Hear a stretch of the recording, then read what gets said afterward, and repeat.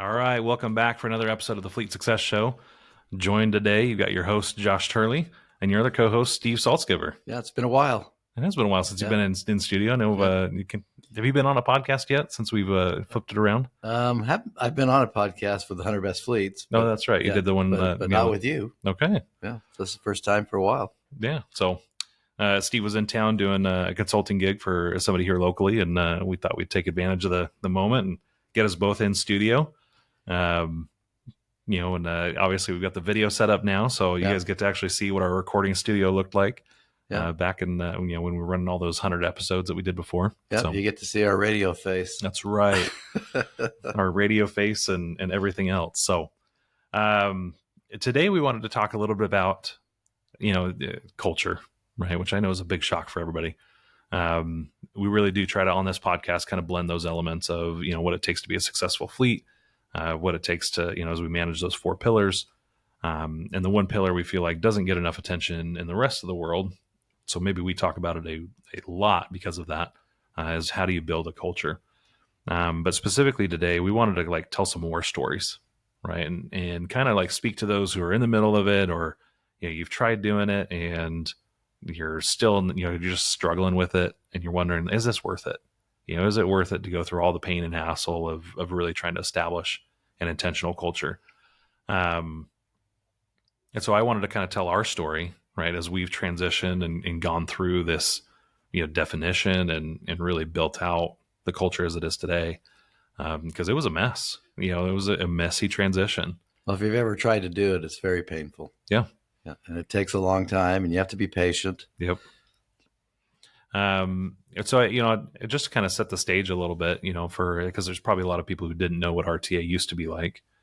There's probably several who used to, they've been with us since the 90s.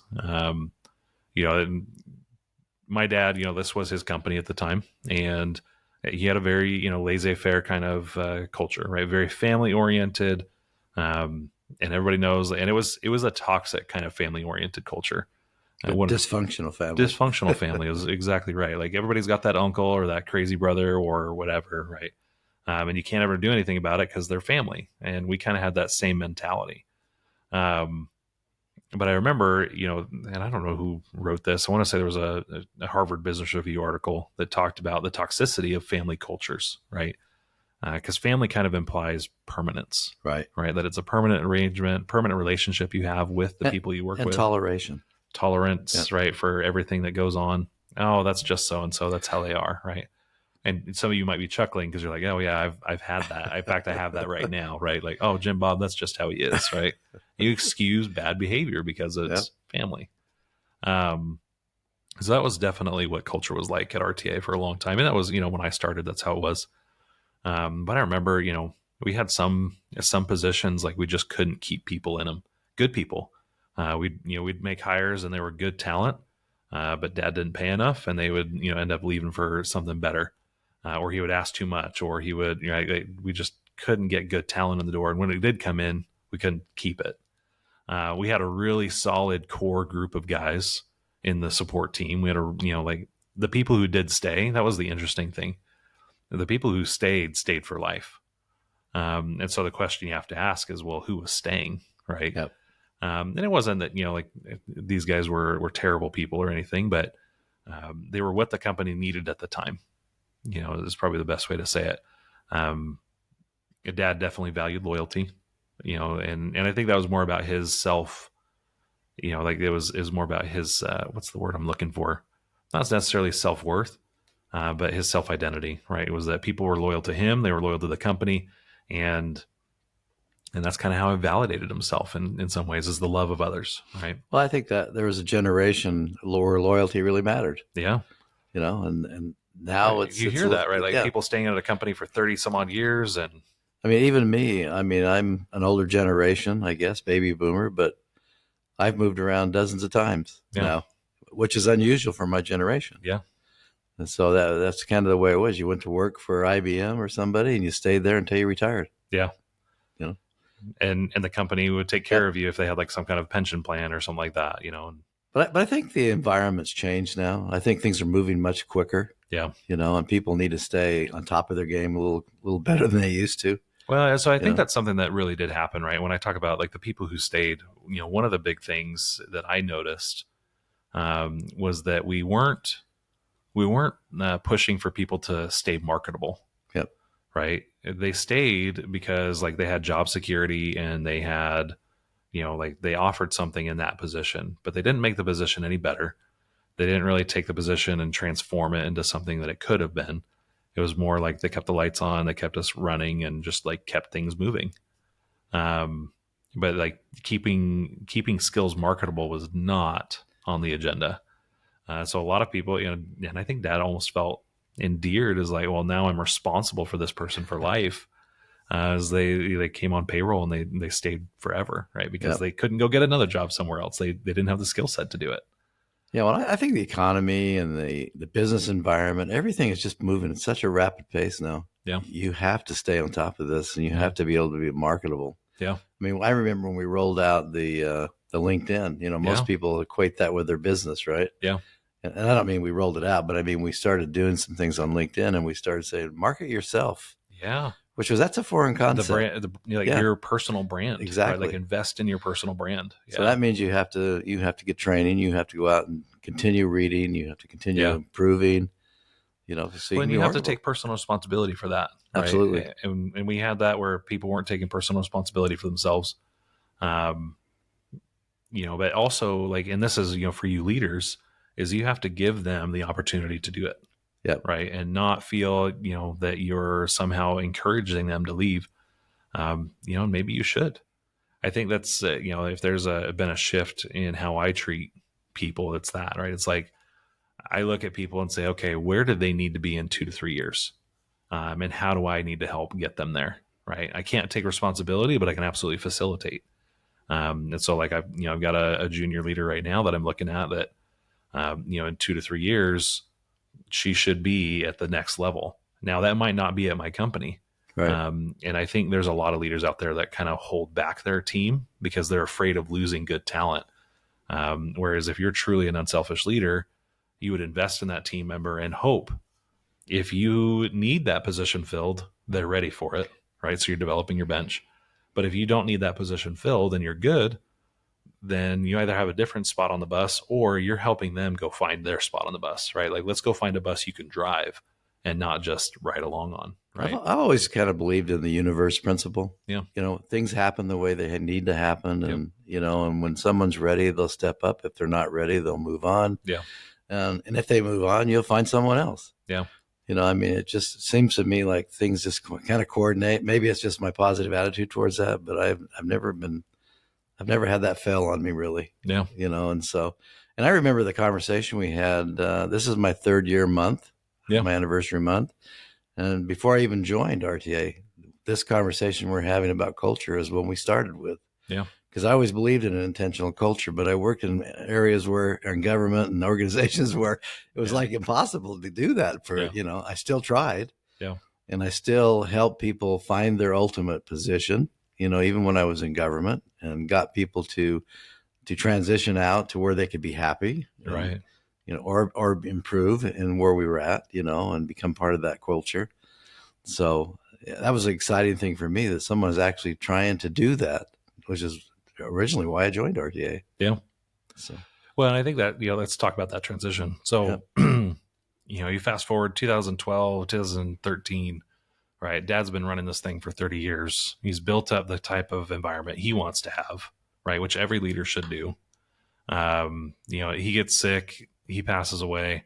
And ultimately, like, I end up taking this thing over, and like we floundered. That was 14, and we didn't know what we were doing. Nobody had ever told us about intentional culture, told us about core values or anything like that. And I had read Good to Great in college. It was one of our required readings, but I hadn't really read it. And I think that's sometimes true, right? Is that sometimes somebody puts a lesson in front of us and we're not ready to receive it. I've got a coach named Dan Martell, and he says things like, it's not about what's taught, it's about what's caught. And I wasn't ready to catch that, right? But you fast forward a few years, and like I can just tell, like we've been going through the hiring gauntlet, and it's just been rough. Like we haven't found good talent. We bring people on, and then we're not happy with how things are going because we didn't know how to screen for it. We were only looking at job resumes, which I'm sure many of us went through that process.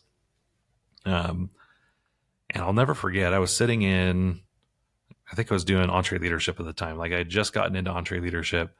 And it was just like finally clicking, right? Because they preach a lot of culture, with that group. And I was ready to hear it, right? And it finally clicked for me. It was like, I have to get really intentional about the type of people we want to bring on the bus. And all these problems that I'm having are because I'm not holding people accountable because I don't feel like I can.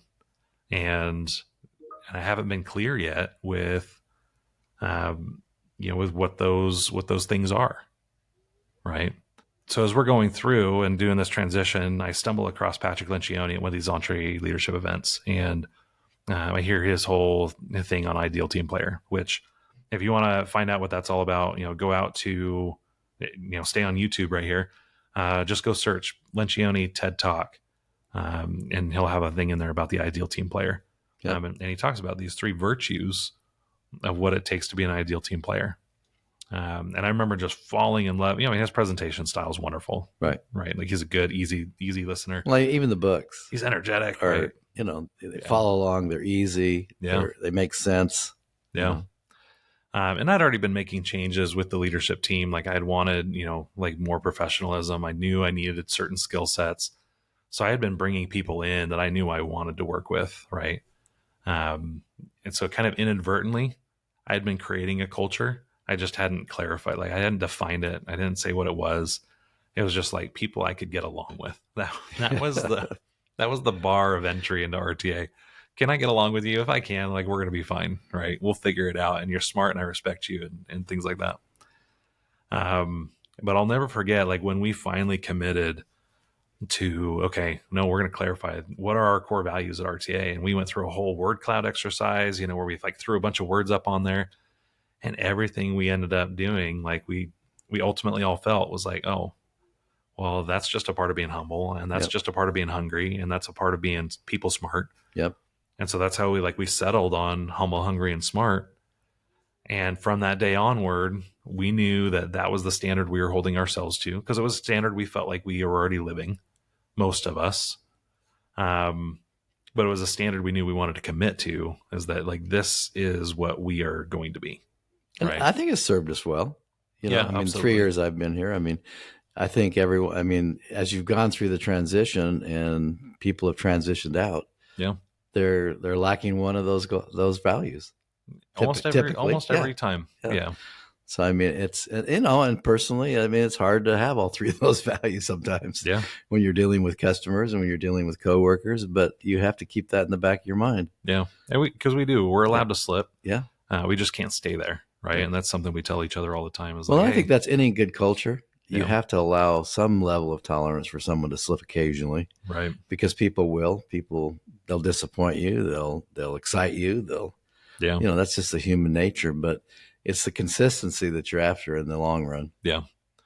And for us, like the big thing was, like we really honed in, and we didn't necessarily dismiss job skills and all that, but it became very clear that like the most important thing to us had to be the core values.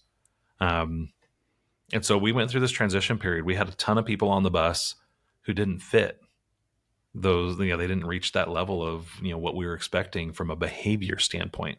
And I think that's why we had to start there, right? So if you're going through a transition and you're trying to define an intentional culture, for me, it always starts with behavior. Yep. And then we can get into job performance and all of that stuff later. But if you can't talk about these 3 core, these 3 virtues, right? If somebody's not coachable, if they're not motivated, if they're just a jerk in the shop, right? Like those are, in my mind, that's like the bare minimum here at RTA. And it should be, in my mind, the bare minimum for most of these places that we work. Well, that was one of the things that impressed me coming aboard. We did a behavioral analysis, right? Yeah. We use those. We dissect them. We understand what we are and who we are. Yeah. And we compare ourselves to each other, where we're weak, where we're strong. Yep.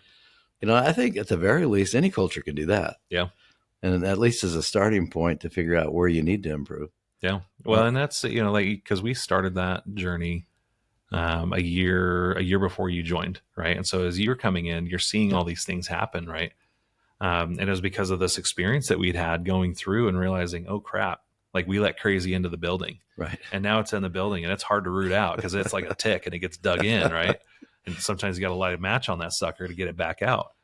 And we kind of felt that same thing. And so we started realizing is that, we can't really take care of the people that are here, but what we can do is like, let's build a process for letting people into the building. Right. And that was the first thing, is like, we got to put the gates up. And once the wall's up, then we can start working on the insides, right? Because I think if you've been through any management training or leadership training, those behavior analysis are pretty wide, yeah. And they're used frequently. And so most And you're leaders, talking like the disc profiles, right. and, Yeah. and Most personality people, profiles. all those things. And I mean, most leaders have probably taken those. Yeah. And, they probably haven't shared them with their teams typically. Right. But that's where I think we try to get from the top to the bottom on those. And I think it's been helpful. It's been huge. And it's been insightful for me, even. I've taken several. Yeah. And I have to keep looking at them. And every once in a while they shift. They do right? shift a little bit. Yeah. Or, you'll do something and you'll be like, wait a minute, that doesn't sound right. That doesn't sound like me. And it creates a whole conversation. Well, I think you grow. Yeah. And I think the culture and the synergy in the culture helps you grow. Yeah. Where your weaknesses are. Yeah. And that's part of our culture where we tell the kind truth. Yeah. So if we slip, we tell people. Yeah. And if you tell the kind truth and you don't take it personal, the person receiving it, yeah, it's an opportunity to grow.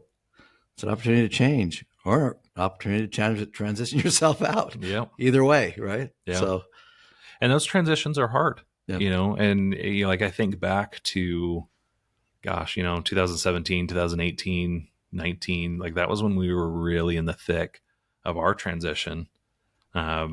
And we still had a long ways to go. Even when you came in, there was still a lot of work that we had to do. But I remember having to make some of those decisions, and some of them I had made just because financially prudent. They were financially prudent decisions, but others, it was hard because of the family aspect of it, and I was really trying to rip that out. But doing that, like, I was a part of that family, right? And so for me, it was really difficult to let go of some of these people that had been either my bosses or had been people that I'd rubbed shoulders with for 10 plus years.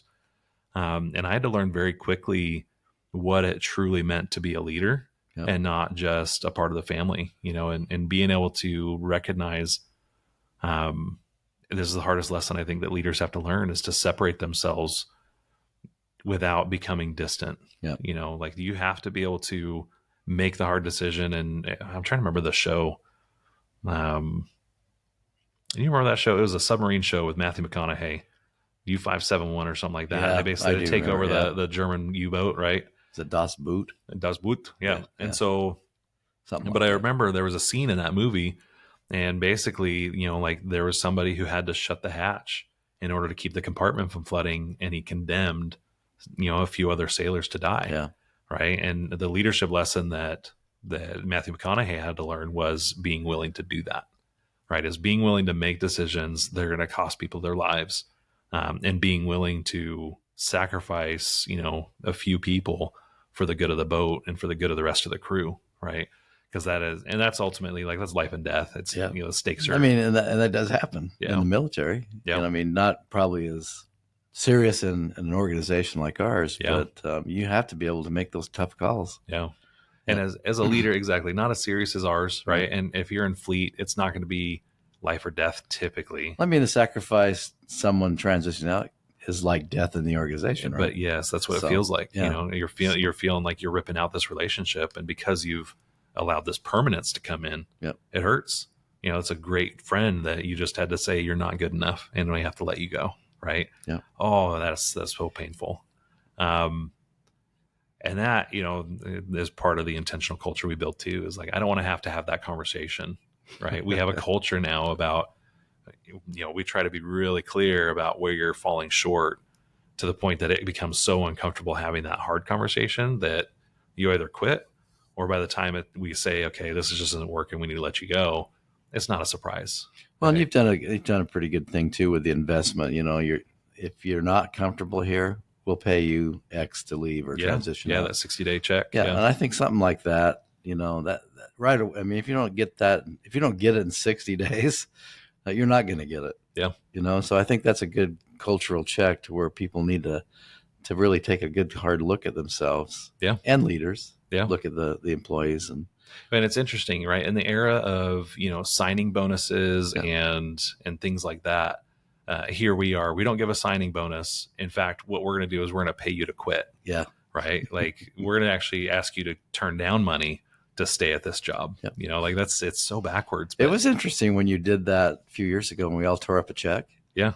I mean, you look at that check and you go, I could really use that. And that was another big transition moment, right? Yeah. And like it was a fairly big chunk of change, you know, for some people. And I mean, just the physical, you printing them out and handing them to us. And I had so many people that were mad about that. They felt offended. Like, how dare I question their loyalty that they, and I'm like, no, I need this to be so symbolic. It needs to be, that, and it's tangible that you hold it in your hand, and I had one guy quit that day, and I remember.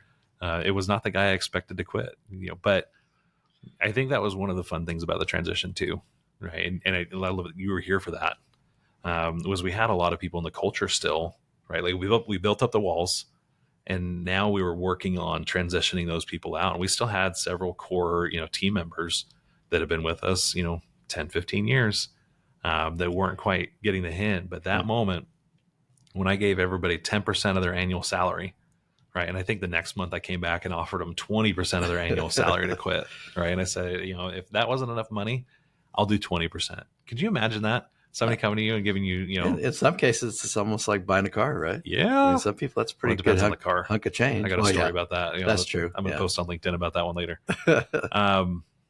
But what that did for me in that moment was, as a leader, and really for us as a leadership team, right, it gave us permission to hold them accountable, as they had all basically agreed, yes, I want to be a part of this culture and I'm willing to meet these standards. Right. And so we could turn up the intensity on it. And that was a big turning moment for us. Was when we did that? 2021. It was right after we came back from COVID. Because it was at that moment. It was like, hey guys, like, I know things are crazy right now, and I know it's all weird, but like, you gotta want to be here.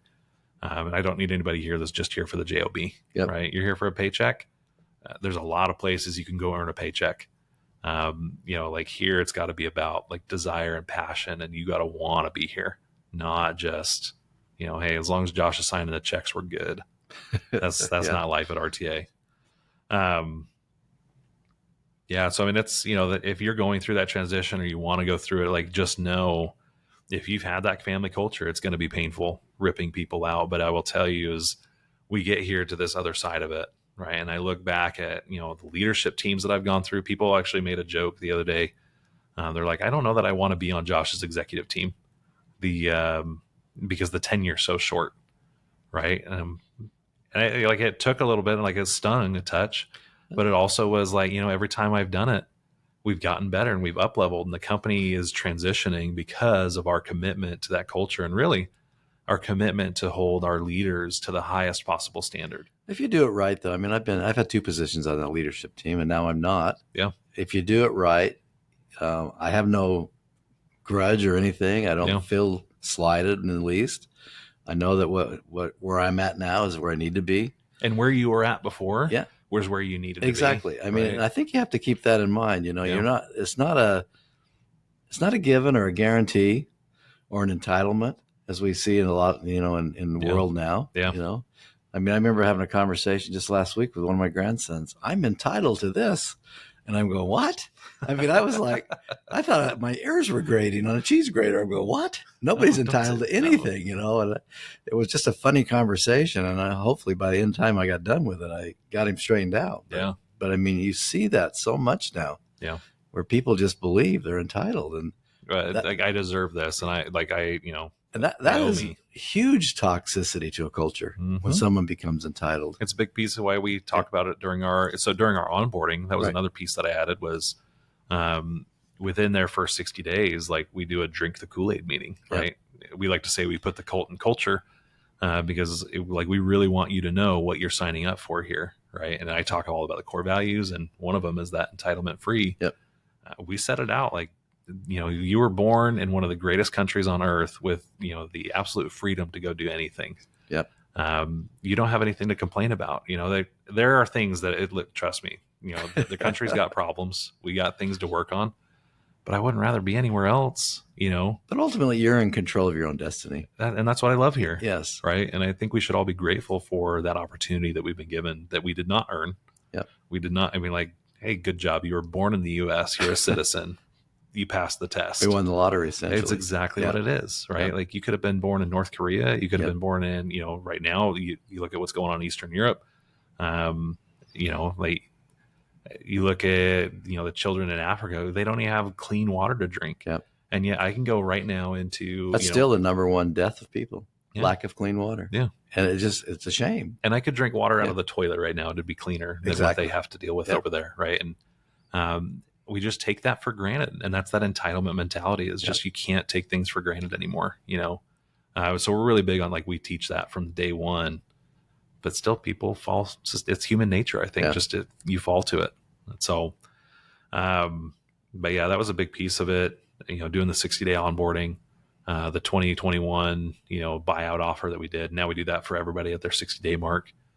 What were you telling me just a little bit ago? You have how many left now from the original culture? Yeah. So if I think back, right, Dad passed away in 2014. We had 25 employees at the time. Of those 25, which I was one. 4 of us are still here. Yeah. Right. Now, mind you, we've doubled the size of the company. Right. So just by osmosis alone, right, like, we've brought in, just a different level of talent, a different skill set, a different mindset, different attitudes, beliefs, behaviors, right? And the culture has really taken on its own life. Like, the culture is now getting created by those people. It's not something I have to sit up front and preach. Right. It's something that they've adopted because they want to work in a place like that. And they've taken ownership of the culture as much as I have.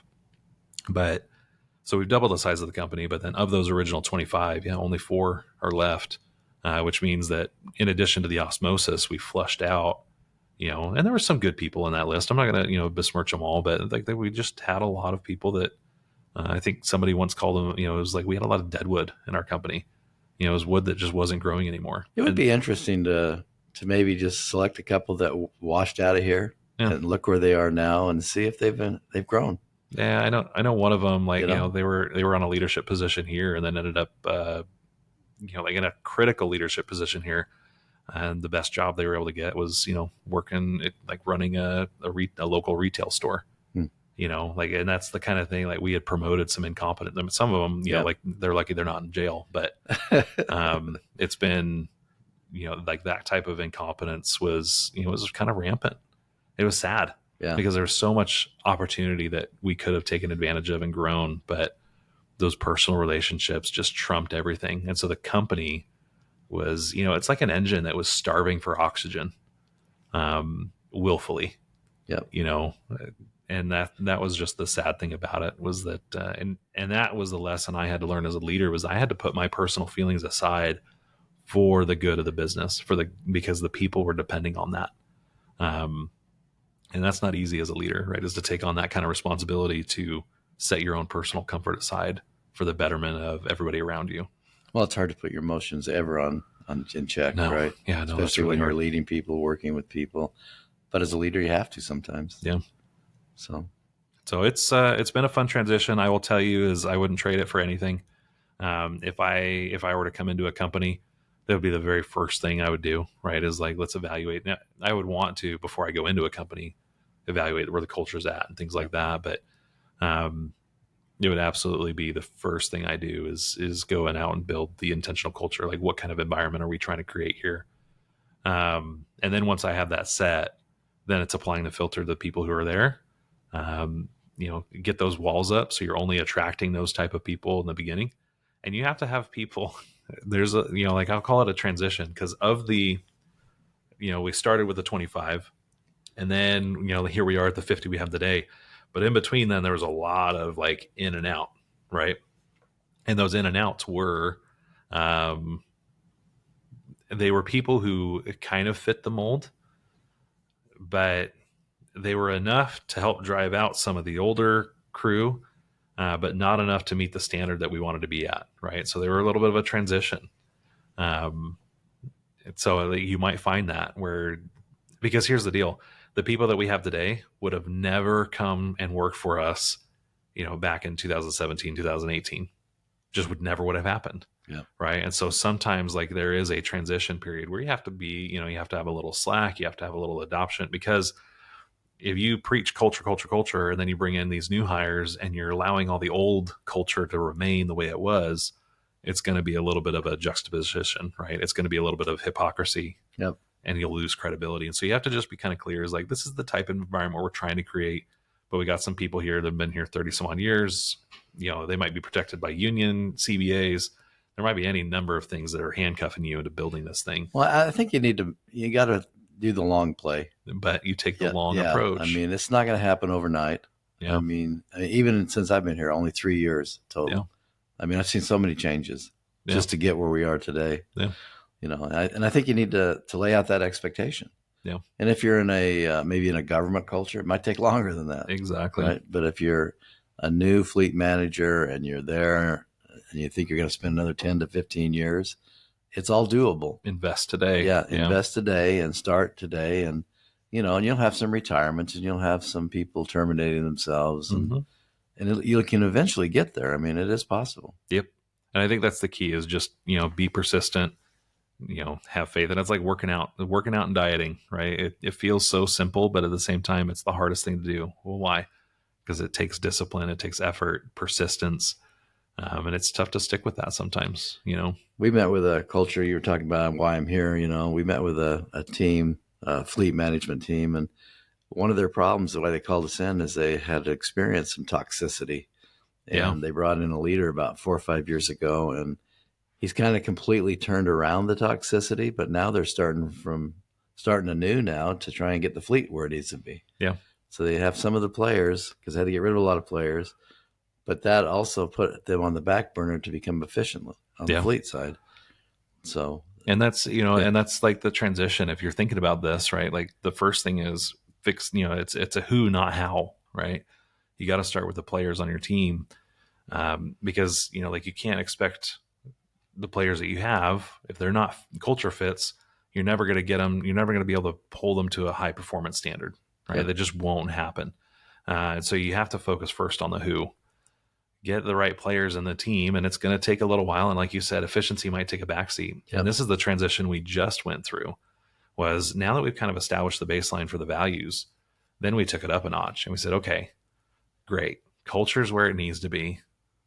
Now we need to add another element to this, and that's the performance, right? And we finally added, and I've talked about this on another podcast episode, but we added that filter of, do they do work that impresses me, right? Or is there, like, maybe they're in the wrong job, maybe they're in the wrong role, maybe, whatever, right? But like, how does their work impress me on a scale of 1 to 10? And then you compare that with, how are they doing on the True Believer Index? Do they believe in what we're doing here? Do they want to be here? How well did they fit? And we added that additional metric, to the way that we evaluate the team members. And that is another thing. It's already started to transition us to the next level of the RTA culture, right? It's not enough just to have the behaviors. Now you got to have the performance to match it. And that's how you build a high octane, high performing culture. But you've got to start with a base layer foundation of getting the right people. I mean, some of you out there it's an evolution. Yep. And some of you might feel like you're doing whack-a-mole sometimes, out there, because it's like, well, I got rid of that guy and he was the worst. And boy, this guy just popped up, It's like, when is this going to end? Yeah. But it will end at some point if you stay with your values and you stay with, what you're true to, or at least it'll get close. It may not ever end because, human nature is what it is. But I've seen that throughout my career. It's like, whenever I've got rid of that toxic person, another toxic person pops onto the radar. Yeah. Someone you hadn't been paying attention to. Well, and it's like, what's the old analogy?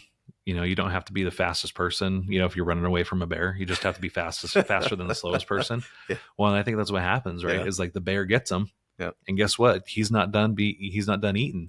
And now, now you're the slowest person. That's a great analogy. Right. I think that's what happens though in a culture, is like, sometimes you're focused on one person and then they're out. and then you got to go to the next person and they're out, right? Like, and it takes a lot of time and patience and just long suffering. But hey, you're a leader. That's what we signed up for. Yep. Right. If the job was easy, everybody would do it. Exactly. But I just want, everybody listening or watching, right? Like, you have support, you have people that have been through this, you have people who are now on the other side of this. And we can show you success stories of like what it looks like when you have that culture and why it's so worth investing in, even with how painful it can be. But if you need somebody to kind of pick you up or anything, we're here. Yep. So, and certainly reach out to us. Yeah.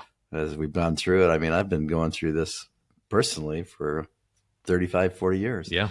So, yeah. This isn't the first cultural transformation you've been a part of, right? Yeah. So it is the best one. Yeah. Absolutely. But yeah, I mean, you learn and you want to be where you can be the best, improving yourself. Yeah. I mean, I've grown a lot just in 3 years being here. Yeah. Surprisingly. Because you would think I'm an old dog, but what new tricks could I learn? But it happens. Oh no, we definitely know Steve can learn some new tricks. We've definitely tested him and pushed him, and and it's especially with technology. Well, I think COVID did a lot of that to us too, right? Like, absolutely. How's this Zoom thing work? Yeah. So, well, guys, thank you very much. Tuning in today. Again, if you need help or you want to talk through, like, how do I establish an intentional culture? Why should I establish an intentional culture? I can't reiterate enough how much fun it is to come into work every day because of the people and the team that we've built around ourselves, right? Especially in this last year, and our culture did that, right? Like, we brought on some incredible people from industry. Well, people hear about it. Yeah, because they hear it through the grapevine and they see what's going on. They're like, hey, right? And like, I've been at speaking engagements and somebody comes up to me and they're like, I see what you're doing over there at RTA and I want to be a part of it. Yep. Right. Like, if anything comes open, I want to know about it. Right. And they're constantly looking. In fact, I've got one guy who's, he's constantly reaching out. Hey, do you have a position open yet? Like, he really wants to come be a part of this because he's seen it. He's drawn to it. And just as soon as there's a position and it opens up that we have a need for, like, I know he's going to be first in line to apply. And that's when we talk about true believers, those are the kinds of people you want to go to war with, right?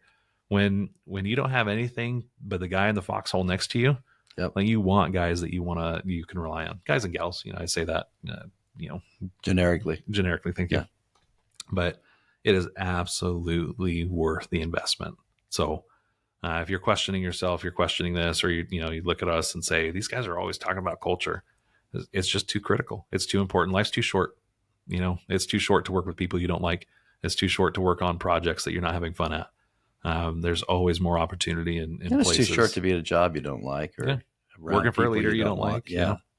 I'll end with this a little bit. I know we're trying to wrap up, but I have let's just put it this way. One of my sons who's hated every boss he's ever had. Yeah. Now, what does that tell me? Yep. Where's the problem? What's the common denominator in all those situations? Yeah. So, I mean, you have to ask yourself that, right? Yeah. Sometimes, if you're that employee and you've always had the same problem, someone has to change. Yeah. And it may be you. Yep.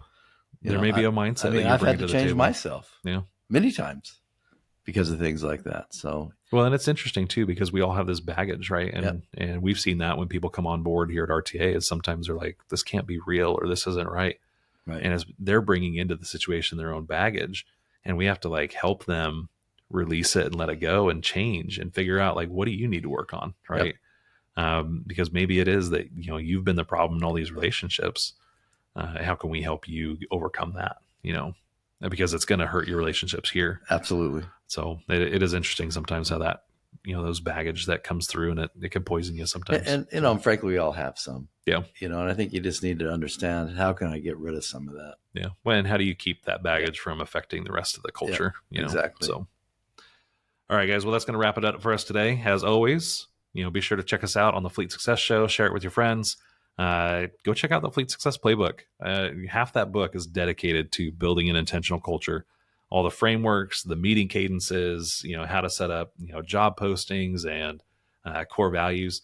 And any of you who are struggling with technician retention or recruiting, it starts here. It starts with culture. Like, this is the number one problem that's been facing Fleet for 10 years. And yet we're not doing the things we need to do about it, which is building a culture that attracts and retains the type of talent that we want. Um, and the opportunity, if you do this because nobody else is doing it, if you're willing to do the hard work, I guarantee you, you're going to have success in recruiting and retaining your best talent, because you're going to get them from the other guys who aren't doing the work, Yep. who are putting up with, Jim Bob, who doesn't want to do the work, right? They're putting up with that type of behavior. Thoroughbreds don't want to run with donkeys. Yep.